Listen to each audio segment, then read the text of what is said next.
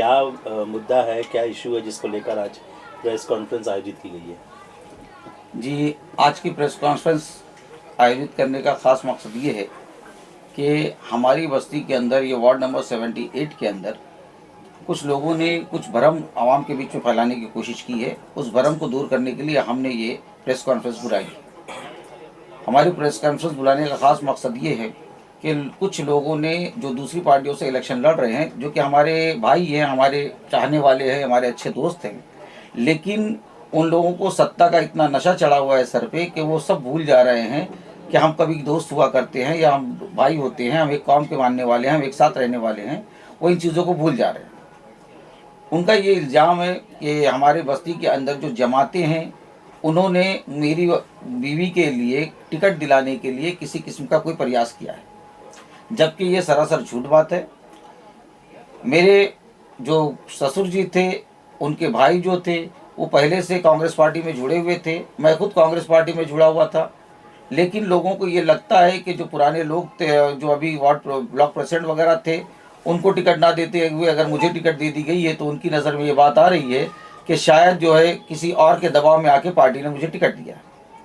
तो मैं ये बात क्लियर करना चाहता हूँ कि मैं भी कांग्रेस पार्टी से जुड़ा हुआ हूँ और आज नहीं सालों से जुड़ा हुआ हूँ, और इसलिए पार्टी ने मेरी कार्यशैली को देखते हुए मुझे टिकट दिया है। पहली चीज़। दूसरी चीज़, हमारी बस्ती के अंदर यहाँ पर शिया, सुन्नी, अहले देवबंदी और अहले हदीस, बोहरी, ये जितने भी मसलक के लोग हैं वो सारे के सारे यहाँ पर मिलजुल के रहते हैं, जिसकी यहाँ पर 12 मस्जिदें हैं। यहाँ बस्ती में ओमकार बिल्डर आया था। उस वक्त जब बिल्डर यहाँ पर काम कर रहा था तो उस वक्त कुछ लोगों ने ये बातें सामने लाई कि बिल्डर पूरी के पूरी बस्ती की मस्जिदों को शहीद कर देगा, यहाँ एक भी मस्जिद कायम नहीं रहेगी, सारी मस्जिदें ख़त्म कर दी जाएगी। हमने ये महसूस किया कि भाई मस्जिदें जो है वो अल्लाह का घर है, उसकी हिफाजत होनी चाहिए, एक भी मस्जिद के ऊपर किसी किस्म का कोई ज़र्ब ना आए, कोई नुकसान ना पहुँचे। इसलिए हमने बस्ती के अंदर जितने भी मसलक के मानने वाले लोग हैं, जितनी भी जमातें हैं, मस्जिद कमेटियां हैं, हमने सबको एक प्लेटफॉर्म पे लाया कि भाई अल्लाह के घर की हिफाजत के लिए हम एक साथ आते हैं। बाकी जो काम है अपने अपने मसलक के एतबार से आप अपनी जिस तरीके से प्रार्थना आप करते हैं आप अपने हिसाब से कीजिए, लेकिन क्योंकि अल्लाह का घर है वो, तो उसके बचाने के लिए हमको एक साथ आना बहुत ज़रूरी है। और हम लोगों ने उसी मकसद के लिए सिर्फ एक साथ आए। हमने उसको पॉलिटिकल एजेंडा बनाने के लिए हम एक साथ नहीं आए थे। ये अलग बात है कि जो पॉलिटिकल लोग हैं उनके जहन में ये बात आ गई कि कहीं जमातों की वजह से उनको नुकसान ना हो जाए। हमारी जमात ने, जितनी भी जमातें हैं बस्ती की, उन्होंने जब हमारे यहाँ पे लोकसभा का इलेक्शन हुआ तो उन्होंने मिलकर सेकुलर पार्टी का सपोर्ट किया। जब यहाँ विधानसभा का इलेक्शन हुआ तो क्योंकि हमारे बड़े बड़े उलमा का कहना था कि सेकुलर पार्टियों का सपोर्ट किया जाए, इसलिए हमने उस वक्त भी मिलकर सेकुलर पार्टियों का सपोर्ट किया। और आज भी हमारी लड़ाई जो है वो फ़िरका परस्त ताकतों से है, जो यहाँ पर हमारे यहाँ पर माहौल को ख़राब करना चाहते हैं, जो तशद्दुद का रास्ता अख्तियार कर रहे हैं। हम ऐसे लोगों का साथ किसी भी हालत में नहीं दे सकते। ऐसे लोग जो हमारी मस्जिदों की अजान पे पाबंदी लगाने की बात करते हैं, ऐसे लोग जो हमारे नबी की शान में गुस्ताखी करने वालों का शाना बशाना साथ देते हैं, हम ऐसे लोगों के साथ में नहीं जा सकते। हमारी लड़ाई हमारे यहाँ की बस्ती के किसी भी इंसान से नहीं है। जितने भी लोग, जितने भी कैंडिडेट यहाँ पर इलेक्शन लड़ रहे हैं वो सब हमारी बहनें हैं, हमारे साथ में उठने बैठने वाले हैं, सबसे हमारे अच्छे ताल्लुकात हैं। कुछ लोग ऐसे हैं जब उनकी पार्टी ही इस तरीके का रुख अख्तियार कर ली है कि वो ऐसी फ़िरका परस्त ताकतों के साथ में शामिल हो गई है, तो उसकी वजह से मजबूरी में हम उनका साथ नहीं दे पा रहे हैं। फिर कुछ हमारी बस्ती के अंदर लोगों का कहना है, कुछ लोग इस बात का बार बार मुद्दा उठा रहे हैं कि नेशनल उर्दू हाई स्कूल जो है उसको बनाया जाए, बनाया जाए, बनाया जाए। मेरी आपसे गुजारिश है और आपके माध्यम से गुजारिश है इस पूरी बस्ती के लोगों को कि जितने लोग ये गुजारिश कर रहे हैं वो अपने बच्चों को सबसे पहले उर्दू मीडियम स्कूल में डालें लाके पढ़ने के लिए। बच्चे आज स्कूल में आ ही नहीं रहे हैं। आप स्ट्रक्चर की बात कर रहे हो, स्ट्रक्चर तो हम लोग, वो तो मिर्ज़ा गालिब का या मेरे ख्याल से अल्लामा इकबाल का एक शेर था कि मस्जिद तो बना दी पल भर में ईमा की हरारत वालों ने, ये मनी हमारा काफिर है बरसों में नमाजी बन ना सका। तो नमाज तो हम लोग जो है वो बच्चे स्कूल बनाने की बात कर रहे हैं, वहाँ बच्चे कहाँ से आएंगे? आज ज़्यादातर लोग जो है जिसको भी देखो वो अपने बच्चों को कॉन्वेंट स्कूलों में इंग्लिश मीडियम में पढ़ाने की बात कर रहा है। किसी को उर्दू मीडियम में पढ़ाने का शौक ही नहीं है बच्चों को। तो स्कूल का स्ट्रक्चर कैसे सुधरेगा उसमें? जब बच्चे आएंगे, जब वहाँ अच्छे बच्चे होंगे, अच्छे टीचर्स आएंगे, अच्छी पढ़ाई होगी, तो इंफ्रास्ट्रक्चर भी सुधरेगा उसका। सिर्फ आप स्कूल का इंफ्रास्ट्रक्चर कैसे सुधार सकते हो जब बिना बच्चे को वहाँ पर? और ये हाल सिर्फ उर्दू मीडियम स्कूलों का नहीं है, आज पूरे बॉम्बे का आप माहौल देख लीजिए, पूरे महाराष्ट्र का माहौल देख लीजिए। मराठी स्कूलें भी बंद हो गई हैं, तेलुगु, तमिल, कन्नड़ा स्कूलें भी बंद हो चुकी है, हिंदी मीडियम स्कूलें भी बंद हो चुकी हैं। अब ये नौबत हमारी उर्दू मीडियम स्कूलों की तरफ भी बढ़ रही है। तो आप ऐसे मुद्दे उठाइए जिसका कोई हल हो। हम अगर स्कूल के मैनेजमेंट वाले हैं, या हम अगर स्कूल के मैनेजमेंट को चला रहे हैं, या हम अगर स्कूल को देख रहे हैं, तो हम वहाँ से बच्चे कहाँ से लाएंगे? आप बस्ती के बच्चे आना चाहिए ना वहाँ पढ़ने के लिए, बाहर के बच्चे तो आएंगे नहीं यहाँ पढ़ने के लिए। तो मेरी आप लोगों से गुजारिश है, अपने अपने बच्चों को उर्दू मीडियम में पढ़ाने के लिए आप आगे बढ़िए। इंशाल्लाह स्कूल का स्ट्रक्चर भी सही हो जाएगा, इंफ्रास्ट्रक्चर भी सही हो जाएगा, माहौल भी सही हो जाएगा। तीसरी एक बात आ रही है हमारे यहाँ पर कि हमारे यहाँ पर इलेक्शन के अंदर लोगों ने कब्रिस्तान के मुद्दों को एक इशू बनाया हुआ है। हमारे यहाँ पे मेघवाड़ी में एक ही वाहिद मुस्लिम कब्रिस्तान है, और मेरे ख्याल से यार हमारे जो गैर मुस्लिम भाई है उनके इलाकों में जो है शमशान भूमि वगैरह भी होती है। तो शमशान भूमि वगैरह का भी जो काम होता है वो कहीं ना कहीं कोई ना कोई लीडर पार्टी फंड से पार्टी फंड से तो नहीं कराता है, गवर्नमेंट के फंड से ही कराता है। और गवर्नमेंट का जो फंड होता है वो आम जनता के जो है इनकम टैक्स से आता है, गवर्नमेंट कहीं अलग से उसको जनरेट करके नहीं लाती है। हमारे उनके वहाँ पे मशान का काम अगर कराया जाता है तो मैंने तो नहीं देखा किसी नेता को कि अपने किसी भाषण के अंदर वो इस बात का लेके आए कि मैंने मशान का काम कराया, इतना फंड लगाया, उतना फंड लगाया शमशान का। लेकिन हमारे यहाँ पर ऐसी चीज़ आ गई है कि हमारे वहाँ कब्रिस्तान का एक काम किया गया है, माशाल्लाह अच्छा काम हुआ है कब्रिस्तान का। फंड जिसने भी कराया होगा, फंड तो गवर्नमेंट का है, जिसने भी प्रयास किया होगा तो उस चीज़ को इलेक्शन में कम से कम इसका इशू ना बनाए। कब्रिस्तान है वो, वहाँ पे लोगों को जाने के बाद आखिरी जगह वो, कम से कम उसको तो इशू ना, इलेक्शन का मुद्दा ना बनाए। उसके बाद हमारे यहाँ पे एक मुद्दा और है कि लोग जो है मुझ पर इल्ज़ाम लगा रहे हैं कि मैं बिल्डर का आदमी हूँ, बिल्डर ने मुझे टिकट दिलाकर इलेक्शन में खड़ा किया। हमारी बस्ती के अंदर एक कुकरेजा बिल्डर है जिसका आज कई सालों से काम चालू है। गवर्नमेंट का रूल आता है कि कम से कम 3 साल का भाड़ा एक साथ देना चाहिए। आज भी आप जाइए, उसका पता लगाइए कि वहाँ उस बिल्डर की दलाली कौन कर रहा है, उस बिल्डर की तरफ से फंड लाके कौन क्या कर रहा है, उस बिल्डर के पूरे कामकाज का कॉन्ट्रैक्ट कौन उठा रहा है, उस बिल्डर का असल दलाल कौन बना हुआ है। एक एक महीने का भाड़ा आता है, उसमें भी कई कई महीनों के लोगों के भाड़े अभी भी पेंडिंग चल रहे हैं। तो ये सब इशू आप देखिए ना कि आप जो इशू आप उठा रहे हो तो पहले अपने आप के गिरेबान में झांको। आप बिल्डर के खुद जुड़े हुए इंसान जो है वो दूसरों को बिल्डर का आदमी बता रहे हैं। और कोई बिल्डर अगर एक फंड में 1 रुपए का भी फंड लगा रहा है मेरे पीछे, तो आप उसको लाके साबित कीजिए। बिल्डर का आदमी बिल्डर की औरत बनाने से पहले आप पहले साबित तो कीजिए कि बिल्डर कौन क्या कर रहा है।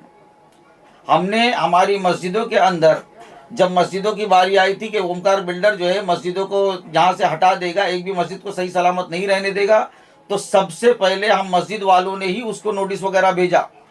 बिल्डर के पीछे हम पड़े। आज तो माशाअल्लाह अल्लाह का एहसान है कि वो बिल्डर ही भाग गया है बस्ती से।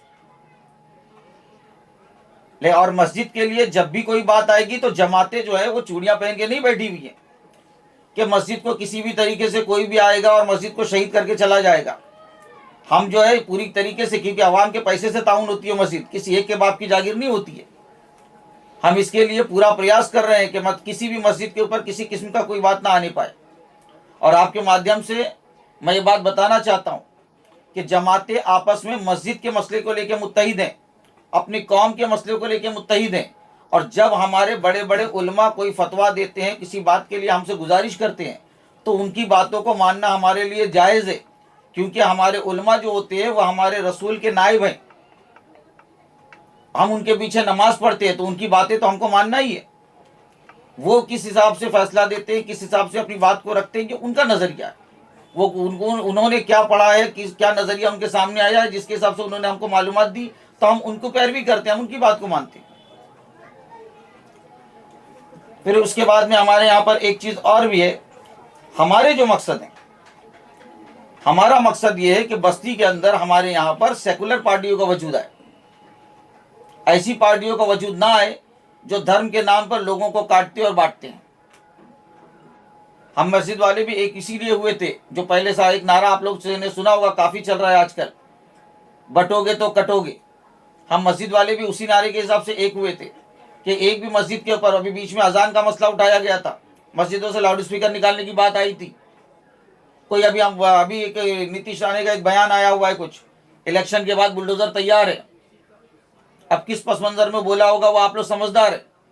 तो हम नहीं चाहते ना कि ऐसी कोई फिरका परस्त ताकत या ऐसी जहनीत वाले लोग हमारी कौम के ऊपर आके हावी बने, यहाँ पे हुक्मरान बने। इसलिए हम चाहते हैं कि यहाँ पर जो भी सेकुलर पार्टी होगी उसका इक्तदार है। यहाँ पर हमारी बस्ती के अंदर या पूरे मुल्क के अंदर आप लोगों ने सुना होगा कि SIR का काम बहुत ज़ोरों शोरों से चालू है, और कई लाखों के हिसाब से, कई करोड़ों के हिसाब से लोगों का नाम जो है इलेक्शन लिस्ट से निकाला जा रहा है।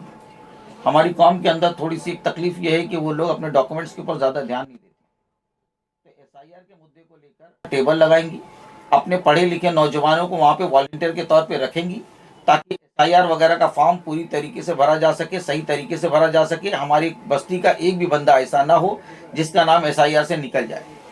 हमारे यहाँ पे जो डॉक्यूमेंटेशन का काम है, हम ये भी कोशिश कर रहे हैं कि एक्सपर्ट की एक टीम बिठाएं, ताकि वो सारे डॉक्यूमेंट्स चेक करें, और अगर उनके डॉक्यूमेंट्स में किसी तरीके का कोई किंतु परंतु लेकिन है तो उसको किस तरीके से दुरुस्त किया जा सकता है, और कम से कम जिसका खर्च आए, हम ऐसे लोगों की एक टीम को भी यहाँ पर बिठाएंगे, ताकि हमारी बस्ती के लोग जो है अपने डॉक्यूमेंट्स जल्द से जल्द सही करा लें। इसके अलावा जी, हमारे यहाँ पे बस्ती के अंदर अभी भी सर्वे होने वाला था, बस्ती में नोटिस लगी हुई थी।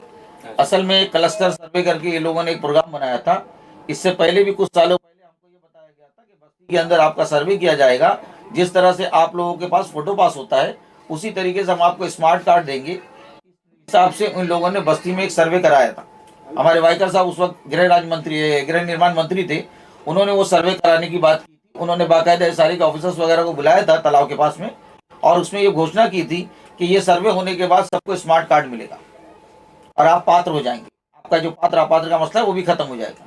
वो सर्वे हुआ लेकिन मुकम्मल नहीं हो पाया, क्योंकि हमारे पब्लिक के दिल में ये डर है कि जब BMC हमारा सर्वे कर लेगी, हमारा बायोमेट्रिक वगैरह कर लेगी, उसके बाद में वो पूरे के पूरे पेपर उठा के किसी भी बिल्डर को उठा के दे देगी, और कल का वो बिल्डर जो है आके अपनी दादागिरी करते हुए हमारी बस्ती के लोगों का घर अगर तोड़ता है तो हम उसके लिए क्या करेंगे। इसलिए हमारे लोगों के दिलों में ये डर है। तो अभी भी सर्वे के लिए नोटिस वगैरह लगाई गई थी। हमने SRA में जाके बात की उसके बारे में, हमने वहाँ से मोहलत मांगी उनसे कि भाई ठीक है, आपका काम अगर सर्वे करना भी है तो अभी इलेक्शन का माहौल चल रहा है, इलेक्शन हो जाने दो। इलेक्शन खत्म होने के बाद हम बाकायदा तौर पे अपने लोगों का डॉक्यूमेंट्स वगैरह पहले चेक कराएंगे, उसके बाद में आप सर्वे करने के लिए आइए। क्योंकि हमारी बस्ती के बहुत से लोग, गरीब बस्ती है, यहाँ पर लोग इतने ज़्यादा मालूमात नहीं रखते, बहुत ज़्यादा नहीं है। आज भी ऐसा है कि कुछ लोगों के घर वालों का इंतकाल हो चुका है, मर गए माँ बाप, लाइट बिल उनके नाम पे ही चला आ रहा है, राशन कार्ड में उनका ही नाम चला आ रहा है, आधे पेपर में अम्मा का नाम चला है, आधे में कुछ और भाई का नाम चल रहा है, किसी में कुछ और मसला चल रहा है। तो ये सारे डॉक्यूमेंट्स को जब तक सही नहीं हो जाएगा वो तो आके अपात्र कर देंगे। और गवर्नमेंट की प्रतिक्रिया आपको मालूम है कि गवर्नमेंट जो है अपनी प्रक्रिया में कितनी सक्षम है। अपात्र को पात्र कराने के लिए बेचारे को वो घर बार बिक जाए, उसका इतनी हालात हो जाते हैं उसमें। तो हम चाहते हैं कि हमारे लोगों के पहले डॉक्यूमेंट सही हों, उसके बाद ये हो। और सरकार से भी अपील करेंगे कि पूंजीपतियों के दबाव में आकर हम गरीबों के झोपड़ों को मत उजाड़ो। हम लोग भी इंसान हैं, भेड़ बकरी नहीं है। आप पूंजीपतियों को फ़ायदा पहुंचाने के लिए हमारे जो गरीब लोग हैं यहाँ पर, गरीब आवाम जो है यहाँ पर, इनके घर मत उजाड़ो। हमारा आपसे एक ही नारा है, एक ही बात की फरियाद है हमारी आपकी कि हर एक को घर के बदले घर मिलना चाहिए, अगर उसके डॉक्यूमेंट्स में कुछ 19-20 है। SRA के कानून के अंदर तो बहुत सी चीज़ें हैं, लेकिन वो मानते नहीं हैं, क्योंकि बिल्डरों का मतलब उनको पहुंच जाता है जो भी हिसाब किताब होता है, तो वो आवाम को परेशान करते। वरना SRA के अंदर तो ऐसा है कि एक छोटे से चिंदी का भी पेपर रहेगा आपके पास में तो उसके ऊपर भी आप पात्र हो सकते हो, लेकिन वो उतने डॉक्यूमेंट्स आपको बताते नहीं है। उसके लिए आपको इतना ज़्यादा परेशान करते हैं कि आप ज़हनी परेशान हो कि आप मतलब जो है अपने आप की हार मान लेते हो। तो हमारी सरकार से ये अपील रहेगी कि सरकार ऐसा कोई भी कदम ना उठाए। हम भी गरीब लोग हैं, हमको भी घर के बाद घर मिलना चाहिए। हम भी यहीं के रहने वाले हैं, इसी मुल्क के बाशिंदे, हम लोग इसी मुल्क में पैदा हुए हैं। आज़ादी की लड़ाई में जितना आप लोगों ने हिस्सा लिया था उतने हमारे पुरखों ने भी हिस्सा लिया था। इस शहर की तरक्की में जितना आपका हाथ होगा उतना हमारा भी हाथ होगा। जितना हमारे गैर मुस्लिम भाई मेहनत करते हैं उतने हमारे मुस्लिम भाई भी मेहनत करते हैं। तो हमारे साथ इस तरीके का भेदभाव ना किया जाए, बल्कि हमको भी इंसान समझा जाए और हमको भी सामान्य हक दिए जाए। आए दिन हमारे सामने कहानियाँ आती हैं, मराठी बोलने के नाम पे झगड़ा हो रहा है, बराबर, मराठी मानुस के नाम पे झगड़ा हो जा रहा है, बुरके पे के नाम पे झगड़ा हो जा रहा है। भाई आप लोग भी तो अपने हिसाब से पहनावा पहनते हो, आपको किसने मना किया है? जब ज्यादा धूप निकलती है, आप नागपुर वगैरह साइड में चले जाइए और ऐसे इलाके जहाँ पे ज्यादा विदर्भ वगैरह के इलाके में चले जाइए, जब ज्यादा गर्मी होती है तो हिंदू महिलाएं भी अपने चेहरे पे नकाब लगाती हैं, मास्क पहनती है। आपको नकाब से इतनी तकलीफ क्यों होने लगती है? आपको नहीं लगता सर ये जो चीजें हैं कहीं ना कहीं व्हाट्सएप की देन है, और इसका पूरा इल्जाम व्हाट्सएप पे जाता है? हाल ही में तुर्कमान गेट की जो है एक अफवाह फैलाई गई कि हाँ। मस्जिद तोड़ दिया, लेकिन कुछ नहीं था वहां पर। तो मानते हैं कि व्हाट्सएप की सब कहानी ही है? ये सरकार को जो है ना इन सारी चीजों पे खुद नियंत्रण रखना चाहिए। आपको लगता है कि व्हाट्सएप जो हाँ, है, ये व्हाट्सएप जो है ना, देखिए जो झूठी खबरें, झूठी अफवाहें फैलाना। हाँ जी, जो सोशल मीडिया है वो ऐसा है कि आपको एक चीज़ मैं भी बता दूं कि हम लोग जब भी अपनी रैली वगैरह के अंदर, डोर टू डोर कैंपेन के अंदर जब घरों घरों पे जा रहे हैं, तो लोग हमको बता रहे हैं कि भाई 4 बटन दबाना है, 3 बटन दबाना है। तो हमने बताया उनको कि भाई ये सब जो है ना, जो गांव खेड़े के वहाँ पर जहाँ पे बलदियाती इलेक्शंस थे वहाँ के प्रोसीजर थे यहाँ पे कि प्रधान भी चुनना था, आपको सरपंच भी चुनना था, ये सब चीज़ों के लिए आपको वहाँ पे 3 बटन 4 बटन का प्रोसेस था। अब वो वाला प्रोसेस जो है वो हमारे यहाँ पे घुमाए जा रहे हैं। इससे आवाम जो होती है वो कंफ्यूज होती चली जा रही है। अब ये कंफ्यूजन को दूर करना भी सरकार की जिम्मेदारी थी। और ऐसी चीजें जो व्हाट्सएप, फेसबुक वगैरह पे चलती है, एआई पे चलती है, गवर्नमेंट को चाहिए कि वो कोई ऐसा नियंत्रण क्षेत्र बनाए कि ऐसी कोई भी चीजें जो होती हैं वो बिना वहां से सैंक्शन हुए बाहर ना निकले। ये अपने अंडर में लेना चाहिए। ये अपने अंडर में लेना चाहिए सरकार को। होता यह है कि जो भी खबर आती है, जैसे कहीं पे भी होता है, कहीं कुत्ता मरा पड़ा हुआ है तो उस पर भी इल्जाम लग जाता है कि गाय मरी पड़ी है। ऐसे लोगों को मॉब लिंचिंग वगैरह हो जा रही है। एआई पे सर आप समझ भी नहीं पाएंगे कौन किसने क्या बनाया, मंदिर मस्जिद जी जी जी जी जी किससे चल रहे हैं। जी नहीं, गवर्नमेंट बताया जाता है कि मंदिर मस्जिद के नाम पे जी। ये हो गया वो हो गया, उस बारे में क्या कहना है एआई का? नहीं, आपको गवर्नमेंट को चाहिए कि ये एआई जो है, क्योंकि टेक्नोलॉजी है, टेक्नोलॉजी हमारे फायदे के लिए भी है तो उससे ज्यादा हमारे को नुकसान भी पहुंचा रही है। ये तो आप लोगों ने भी स्कूलों में पढ़ा होगा, जब निबंध हमको लिखना आता था तो साइंस जितनी जो है हमारे लिए बेनिफिशियल है उतनी हमारे लिए डेंजरस भी। आज जो है लोग टेक्निकली जो यूज करते हैं उसका, आज एआई वगैरह जो है वो हमारे लिए बहुत ज्यादा एडवांसमेंट में बहुत ज्यादा फायदा है उसका, लेकिन अगर हम उसको गलत तरीके से उपयोग करेंगे तो बहुत ज्यादा नुकसान है उसका। तो सरकार को चाहिए कि ऐसी चीजों को अपने नियंत्रण में ले, आप उसके ऊपर कोई ऐसा कानून बना दे कि वो नियंत्रण से बाहर न जाने पाए। एक आखिरी सवाल जानना चाहेंगे, चुनाव प्रचार चल रहा है, किस तरह का रिस्पांस आपकी पार्टी को मिल रहा है? देखिए, चुनाव प्रचार तो हमारी पार्टी का मसला ऐसा है कि यहाँ पर गठबंधन की वजह से हमारी कांग्रेस पार्टी बहुत बैकफुट पे चली गई थी। नहीं तो एक वक्त ऐसा था कि ये जो वार्ड नंबर 78 है वो कांग्रेस का गढ़ माना जाता था। यहाँ पे एक तरफा वोट मिलते थे, वन साइड में कांग्रेस जीतती थी, यहाँ दूसरी कोई पार्टी का वजूद ही पैदा नहीं हो पाता था।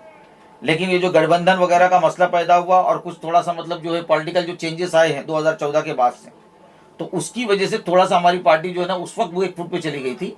लेकिन हमारी पार्टी को कई, हमारे लोगों को, बस्ती के लोगों को कई सालों के बाद वापस से एक बार 8 साल के बाद पंजा वापस दिखाई दे रहा है, उनको पंजे का निशान दिखाई दे रहा है। और हमारी बस्ती के लोग जो हैं वो राहुल गांधी के विचारों के उससे का समर्थन करते हैं। हमारे बस्ती के लोग जो हैं वो कांग्रेस के विचारों का समर्थन करते हैं। इसलिए हमको बहुत अच्छा रिस्पांस मिल रहा है। जिसके भी दरवाजे पे हम जाते हैं उसकी एक ही बात होती है कि बेटा हम तो हमेशा पंजे को ही वोट देते आए हैं और हम पंजे को ही वोट देंगे। Thank you sir. Welcome. Thank you.